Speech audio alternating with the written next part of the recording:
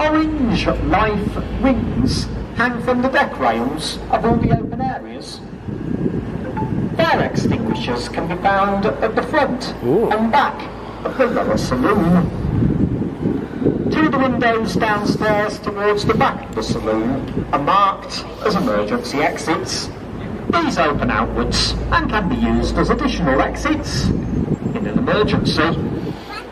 In case of any emergency though, please follow any instructions given to you by the boat's crew. Quickly and calmly will lead you away to your nearest, safest exit. We do have a second pickup point on this trip, just through the next bridge ahead of us there, our London landing. And of course, if we pick up there, we're also dropping off there. Where are we now, Mr. TT? We're on a cruise? It's completely up to you where you leave us. You don't have to get off at King's Stave just because you boarded there. So, what's on my bloody neck? Moth? Get it off. If I could just ask though, that while we land the boat here, Is it moth? seated. We are putting a metal boat onto a concrete mooring, so there may well be a bank or two. Nothing to worry about if you remain in your seats though. Once we set off again, I will have to repeat the safety announcement. I said that moth will go on me. Once that's over and done with, God damn it, I'll start a bit of sightseeing commentary.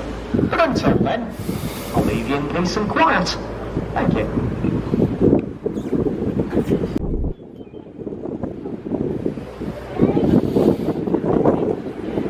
That's where all the other boats are there.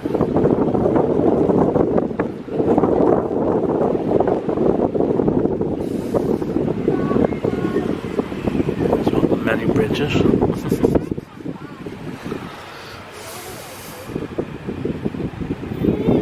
Over there, not much on the minute. It gets interesting.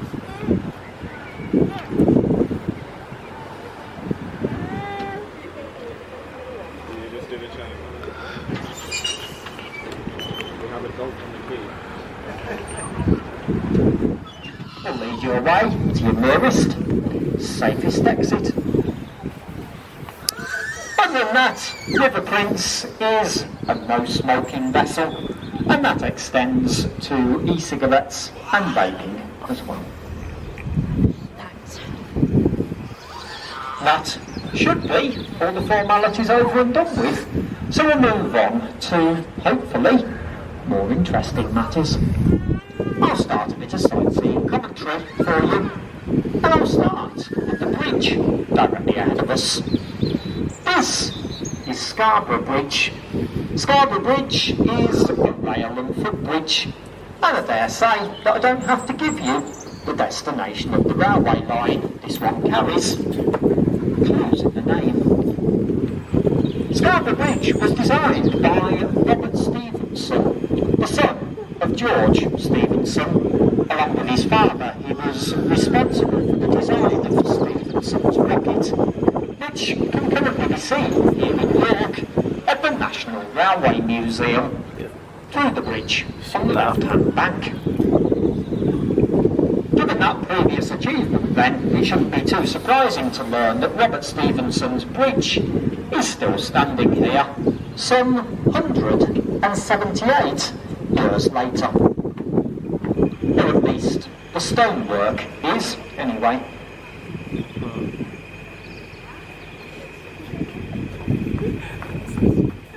The rail spans themselves that were about to sail under here were actually only replaced in 2015. And that was following a number of complaints. Obvious name for a river, really.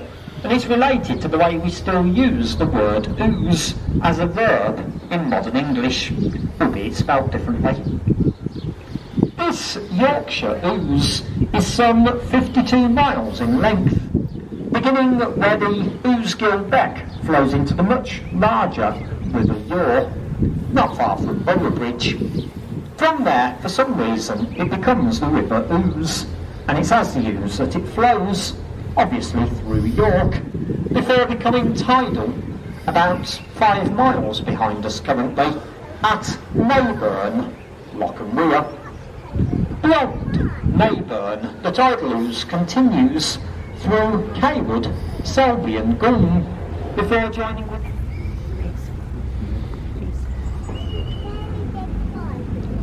something that York, unfortunately, is very well known for is flooding. Pretty much every year we get at least one newsworthy flood, and one of the main reasons behind this is that three relatively large rivers drain into this one. The Ouse is mostly made up of the rivers Ure, Swale and Nid, which between them drain a very large part of the Fells and Dales further upstream from here.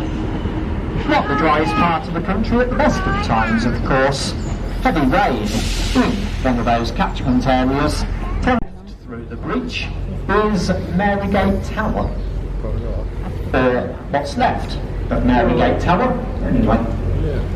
Marygate was the corner point of the defences for St Mary's Abbey, a large Benedictine abbey which used to lie in the grounds behind the trees ahead and left there, and it required its own defences as it was outside the city walls. The defences, including this tower, were lucky enough to survive the dissolution and following destruction of the abbey itself, completely intact. Unfortunately though, the defences weren't quite so lucky during the Civil War. York, of course, was a royalist stronghold at that point. Both of his bridges here in York, by the way, mark the ends of the city walls. So it's at this point that we re-enter the medieval city.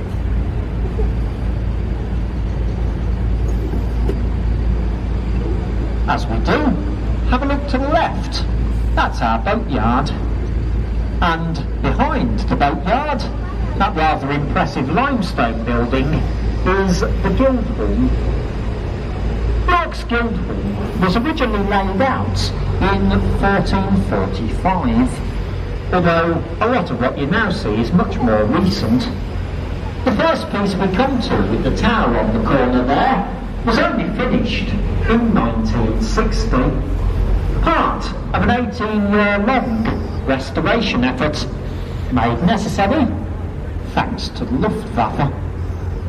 If you look round the lower floor windows of the central section there, just where there's a gap in the big boats, you can still see black marks around those lower floor windows. Those are scorch marks left by incendiary bombs dropped on the building during the Baedeker bombing raids. The bombs were actually meant for the railway station, but a few fell short. Some landed on the Guildhall, some ended up in the river. There's an old bylaw in York that states that no building with King's Stave on our left, where some of you joined the boat, and Queen's Stave on our right. Stave is a Norse word meaning mooring or landing place, the Norse equivalent to the Anglo-Saxon wharf or the Norman French quay, which some of you might be more familiar with.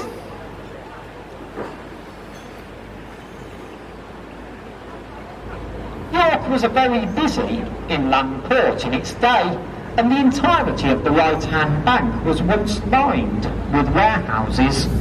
Now, the few that still stand are converted, mostly to flats, offices, hotels and apartments. One such conversion is the last building on the right here before the bridge, the bonding warehouse.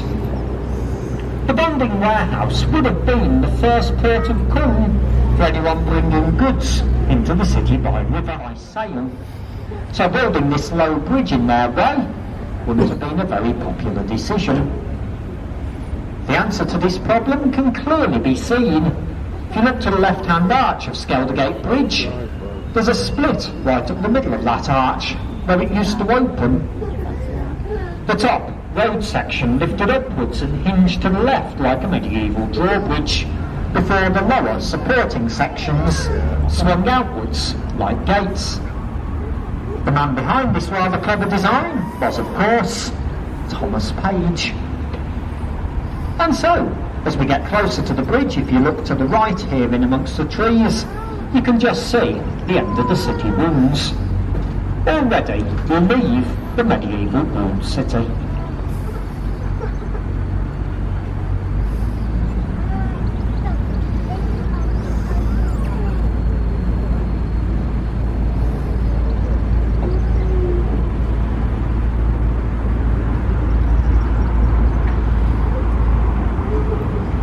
Anyone's curious as to the type of boat that would have traded to York at one time, look no further than the first one in the moorings ahead and right.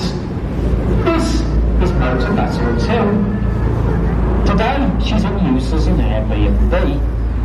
It's hard to believe though, looking at that blue, grey and black barge today, that she's actually over 115 years old. Built in 1904 as a Humber keel sailing barge.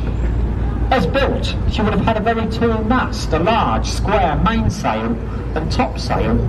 She also carried lee boards, large pieces of wood strapped either side of the boat that could be lowered into the water, acting as stabilisers. Necessary because this type of barge could even be seen going out to sea. The next barge in the moorings did a very similar job, just in the Netherlands. This is a Dutch barge called Morgenstier, or Morning Star. She mostly traded in farm produce. Of course, the last two boats in the moorings here have never had to work for a living.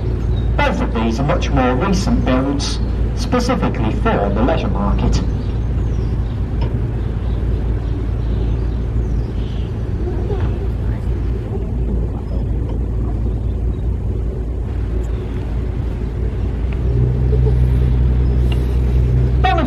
Main contributors to river traffic here in York used to be the